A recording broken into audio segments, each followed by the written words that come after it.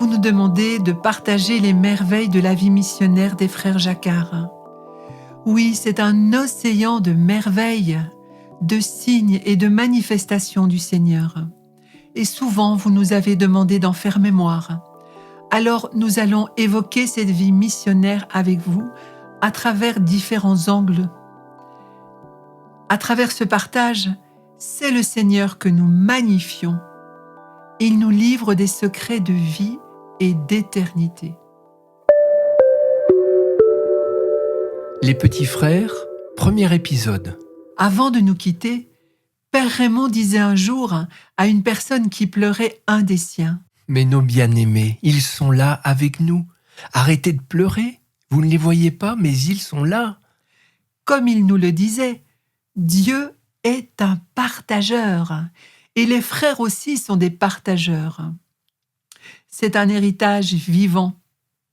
Il est le vôtre, il est le nôtre pour la gloire du Seigneur.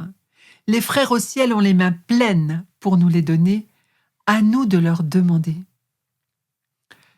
Tout ce que nous allons évoquer est puisé en vérité de leurs propres paroles ou de leurs écrits, des témoignages que vous nous avez envoyés, de tout ce que nous avons vu et entendu au cours des années passées à leur côté. Une de leurs bonnes amies aime les appeler avec beaucoup de tendresse les petits frères.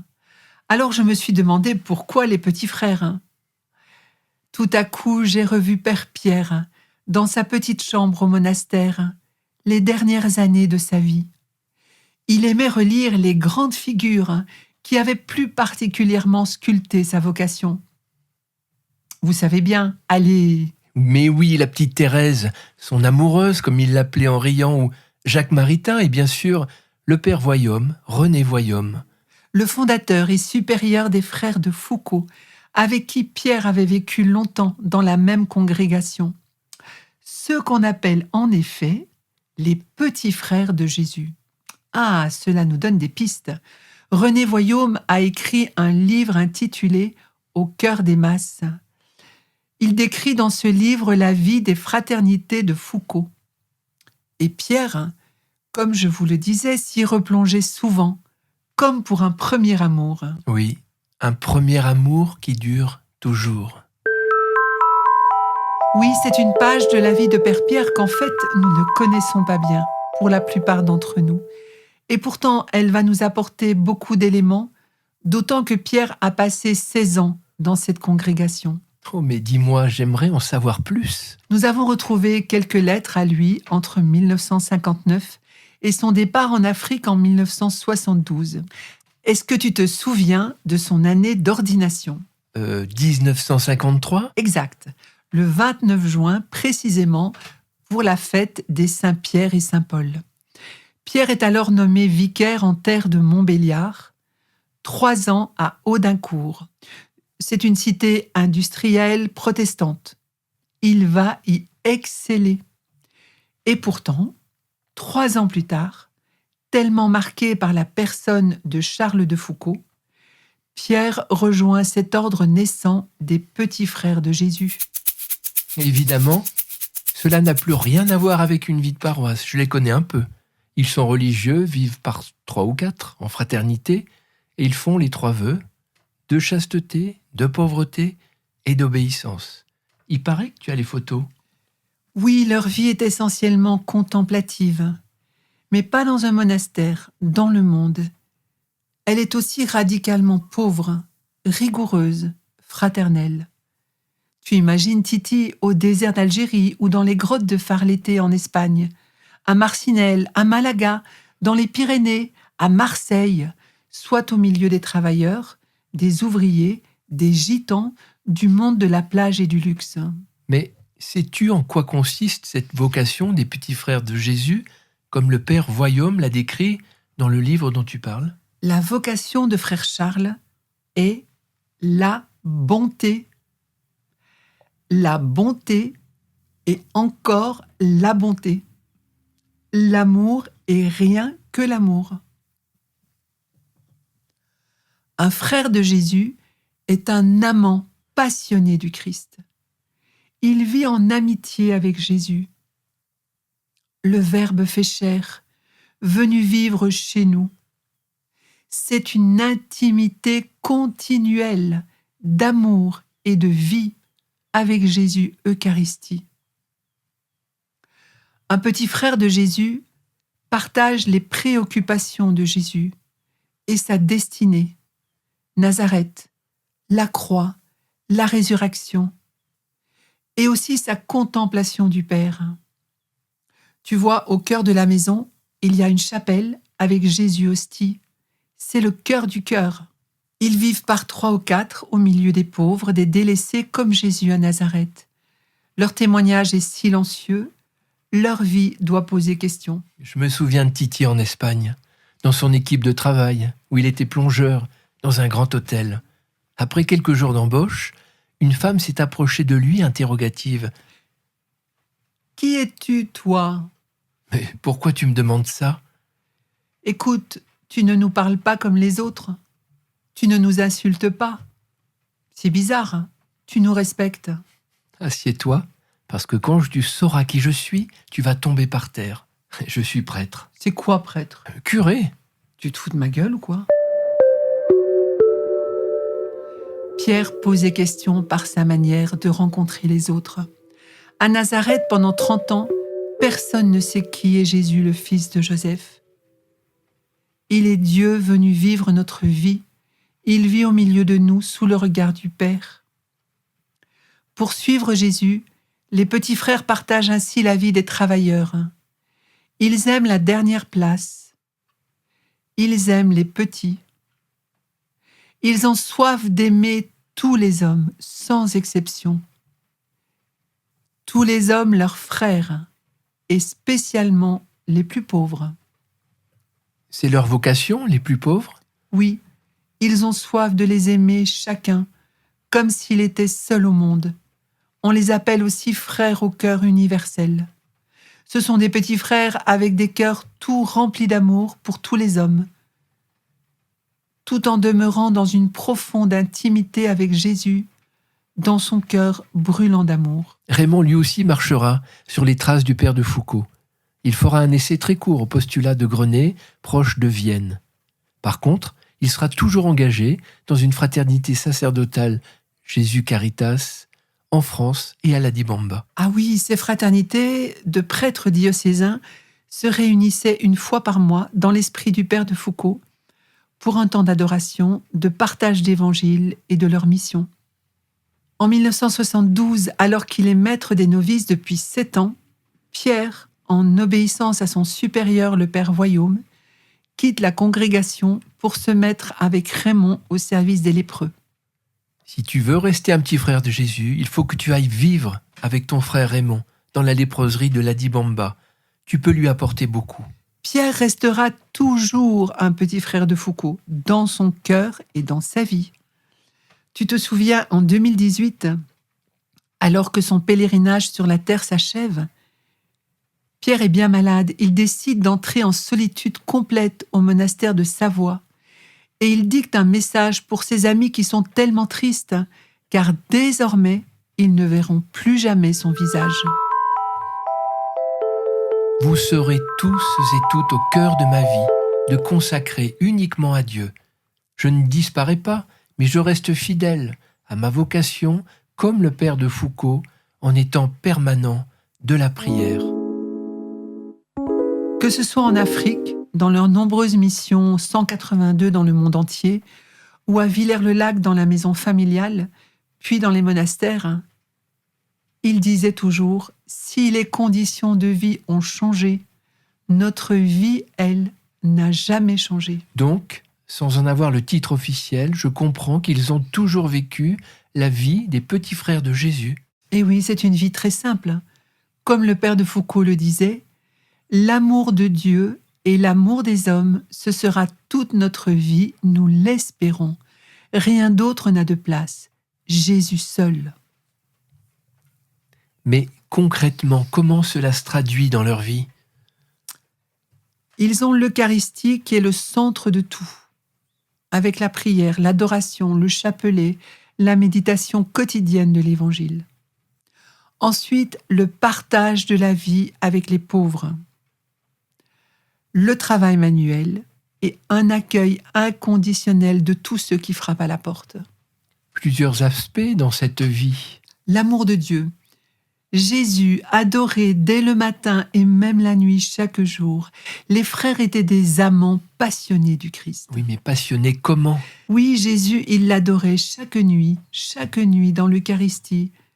Non pas parce que c'était une règle, parce qu'il fallait obéir à une règle, mais Pierre et Raymond aimaient d'amour Jésus, d'un amour fou. Ils étaient vraiment attirés par la rencontre avec lui. Ils couraient à ce moment comme à une source vitale. Ils y allaient non pas pour recevoir seulement, mais surtout pour se donner, pour aimer Jésus. Ils demeuraient présents, ils tâchaient de demeurer présents à la présence de Jésus, une présence active, éveillée. Je m'en souviens tout à fait. Dès qu'un temps libre se présentait, ils se précipitaient dans leur petit oratoire. Comme nous, on irait au cinéma ou faire du sport, aimantés par leur bien-aimé frère et Seigneur Jésus.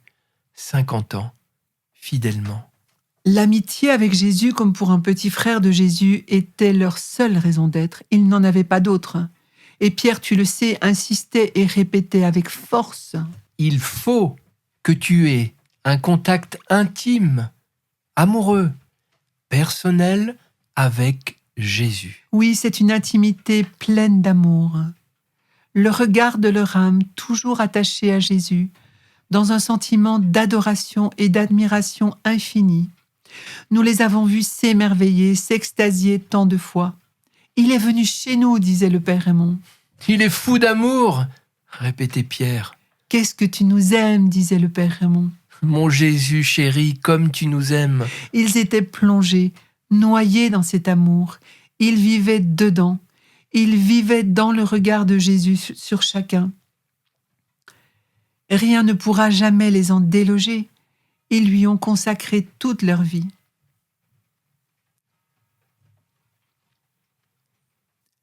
Avec Jésus dans ce morceau de pain, c'est une relation non de crainte, disait-il, mais d'amour, où je vais intérioriser la relation profonde avec lui.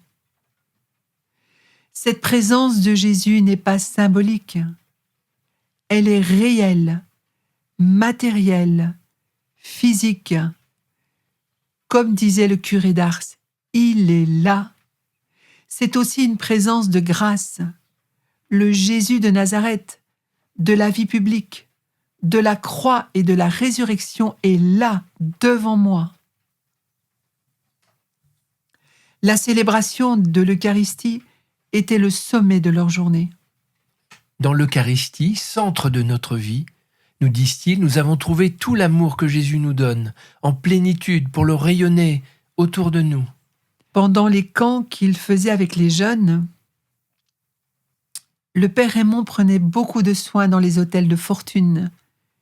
Il y mettait de la beauté, cela prenait du temps, il mettait des fleurs, une belle nappe propre. C'était sa manière de se préparer le cœur et de prier déjà pour tous les jeunes qui allaient l'accompagner. La nuit, on se remplissait de l'amour de Jésus pour ceux que nous allions rencontrer dans la journée, écrit Pierre. L'adoration a été notre vie de prière profonde, jour et nuit. Cela nous a permis d'orienter la mission et de rencontrer Jésus dans les pauvres. Eux aussi nous ont fait découvrir que Jésus les aime. Écoute, j'ai une superbe anecdote. Tu te souviens? Malou et Gilbert Guédon sont avec eux à Bogota. Avec Gilbert, mon mari et les frères, nous avions passé toute la journée à Rassante et dans beaucoup de stress pour aller chercher les filles dans les maisons closes. Et vous savez, Raymond a failli plusieurs fois prendre des coups de couteau. Nous tombions de sommeil, mais à 3 heures du matin, j'avais faim et je me suis réveillé. Pour atteindre la cuisine des sœurs adoratrices, je devais descendre et passer par la chapelle. Devinez qui j'ai vu. J'ai voulu saluer Jésus, mais qui je vis? Les frères à genoux devant Jésus Eucharistie à cette heure de la nuit. Je dormais et ils priaient, ils suppliaient devant tant de souffrances. Jésus, toi mon bien-aimé frère et Seigneur, je t'adore. Accorde-moi la grâce de ce contact intime, amoureux et personnel avec toi.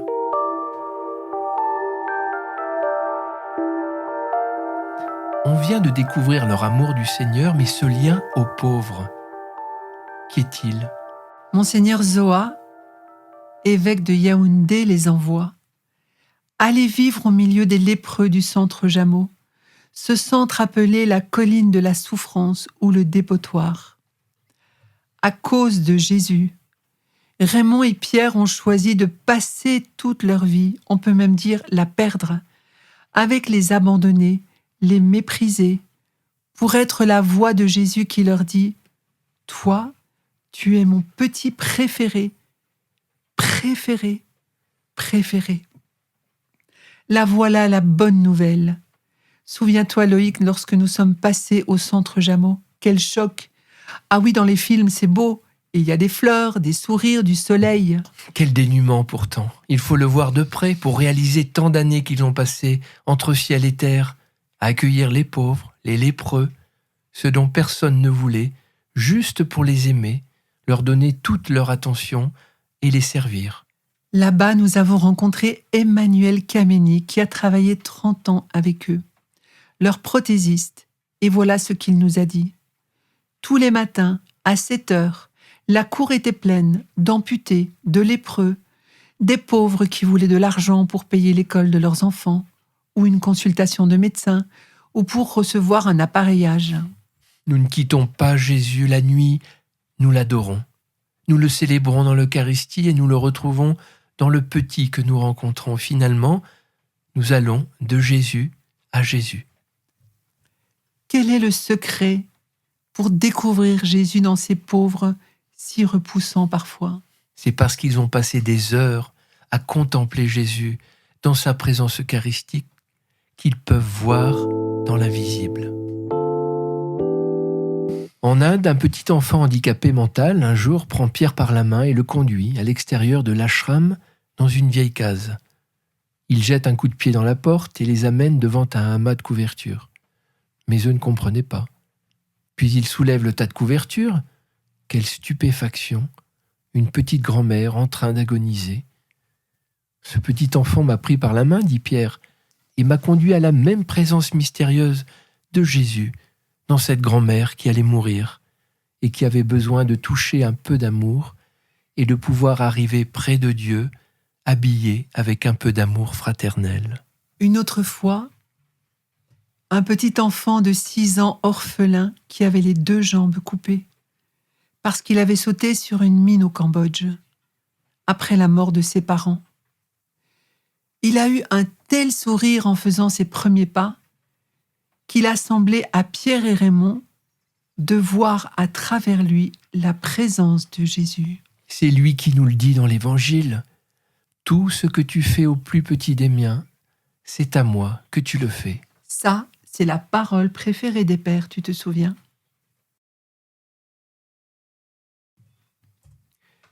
J'ai interviewé le docteur François Manoni, médecin des fondations Raoul Follereau. Il est avec les frères au centre Jameau. Envoyé dans le service des grandes endémies, il nous affirme que le Cameroun est un des pays les plus endémiques en 1970.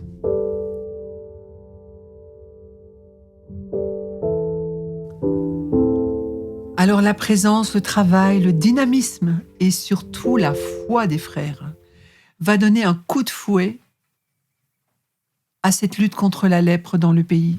Les frères arrivent en 1970 et 10 ans plus tard déjà, on envisage l'éradication de la lèpre au Cameroun. J'y crois pas. Raymond n'a pas de formation, pas de diplôme, mais poussé par l'Esprit Saint, il est appelé à réaliser des amputations nécessaires pour guérir ses malades et puis à leur offrir des prothèses. Donc, avec les 2 frères, ils ont les 2 disciplines. Ils ont la chirurgie avec le père Raymond et l'appareillage avec père Pierre, ce qui permet à des milliers de lépreux d'être guéris et de redevenir pleinement des hommes réinsérés dans la société. On ne les retrouve plus dans les registres des lépreux. Le centre Jameau qu'ils ont créé est le seul à l'époque à fabriquer des prothèses. Ce centre que l'on avait surnommé le dépotoir reçoit bientôt un nouveau nom, la cour des miracles. Anecdote à Enden. Les frères arrivent en effet dans un dispensaire et ils veulent voir les lépreux qui ont des MPP, c'est-à-dire des maux perforants plantaires. Ce sont des trous dans les pieds qui sont une conséquence de la lèpre. Demain, nous vous opérons. L'infirmière leur dit « Qui sera l'anesthésiste ?» Toi, « Je n'en ai pas dormi de la nuit, a-t-elle dit. J'ai craint de tuer tous mes malades. » Alors ils ont voulu visiter la pharmacie. Il n'y avait que du chloroforme périmé. cela fera très bien l'affaire. Vous imaginez, toutes les 30 secondes, l'infirmière devait envoyer dans le bras du malade un quart de cc du produit et figurez-vous, au miracle, toutes les opérations ont été réussies. 15 jours après, les malades grabataires marchaient sur leurs prothèses. Ils avaient une audace incroyable qui leur venait de leur foi. Ils savaient que Jésus était aux commandes. En vrai disciple de frère Charles, ils croient de toute leur âme à la souveraine efficacité des moyens pauvres et même malgré leur imperfection et leur faiblesse. La faiblesse des moyens humains est une cause de force. Jésus est le maître de l'impossible. En fait, j'ai retrouvé des articles de l'Essor camerounais, qui est un journal du pays, et des articles qui ont paru à l'époque. En 1969, voilà ce que l'article écrit. 2000 cas de guérison par an au Cameroun. Les frères y sont depuis 9 ans.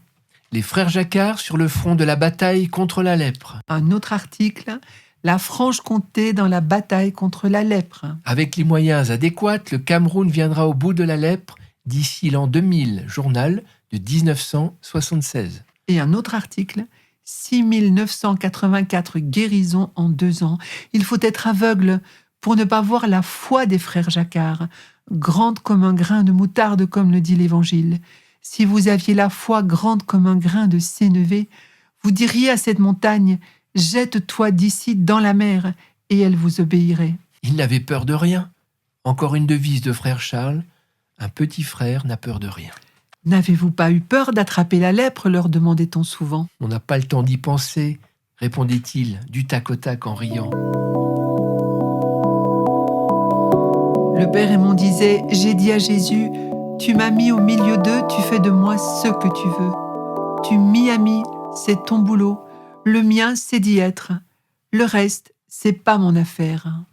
Il faut comprendre de quoi il s'agit, car les médecins, les familles, n'approchaient pas les malades contagieux. Mais eux, ils font confiance à Jésus. Il y a une dimension dont nous n'avons pas encore parlé, l'accueil inconditionnel. Ah oui, je me souviens de la voix pleine d'émotion de leur prothésiste Emmanuel. Il nous disait, « Ah, Raymond et Pierre, ici, ce n'était que de l'amour. Aimer, aimer et encore aimer du matin au soir. » Ce sont ses propres paroles. Ils étaient la bonté incarnée, une bonté qui transpire de leur personne. Vous ne pouvez pas expliquer cela, disait-il, il faut le vivre. 2 personnes tout entières livrées à l'amour de Jésus Eucharistie, livrées à l'amour des pauvres et de tous les hommes. Nous avons rencontré une sœur qui a travaillé longuement avec eux. Elle disait ceci. Le centre Jameau, c'était Béthanie, un accueil permanent, l'accueil de tout le monde, des plus pauvres.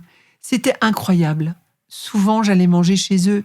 On était à table, quelqu'un arrivait. On se lève, on va chercher un couvert et on invite 2 ou 3 convives.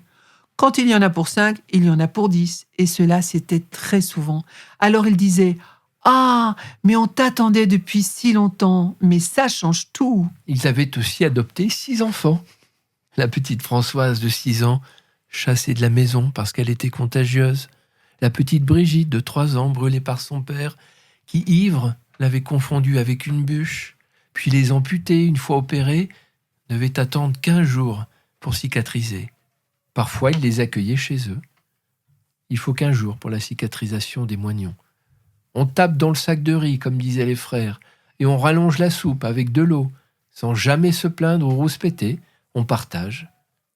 Mais pour les frères, qu'est-ce que c'est l'âme de cette vie avec Jésus à Nazareth ? Je pense qu'ils avaient une devise que l'on pourrait traduire en 3 mots, qu'il répétait très souvent. La confiance, l'abandon et la toute petitesse. Ils ont vraiment contemplé l'abandon de la petite Marie de Bethléem et de Nazareth, qui se laisse conduire par la volonté du Père. La confiance de Saint Joseph et la toute petitesse de Jésus. La confiance, tu portes la souffrance des hommes, mais tu vas dans la résurrection, la confiance totale. Depuis que Jésus est ressuscité, il n'y a que des solutions, disait-il. Comment cela se fera-t-il ? Cela sera. Mais comment ? Confiance totale. Tu vas nous donner la solution, Jésus. Ils aimaient nous rappeler cette parole de l'Évangile. Si vous ne devenez pas comme des tout-petits, vous ne pourrez pas entrer dans le royaume de Dieu. Un petit enfant peut faire beaucoup de bêtises, mais le plus important, c'est que si un orage arrive, que fait-il ? Il se précipite dans les bras de sa maman ou de son papa, avec confiance et dans un abandon total. Parce que l'abandon, c'est papa Abba en don. C'est le Père qui se donne totalement. On peut s'abandonner dans les bras du Père parce qu'il nous donne tout. Merci mes frères Pierre et Raymond de nous conduire dans cette confiance totale en Jésus et Marie, dans le cœur du Père.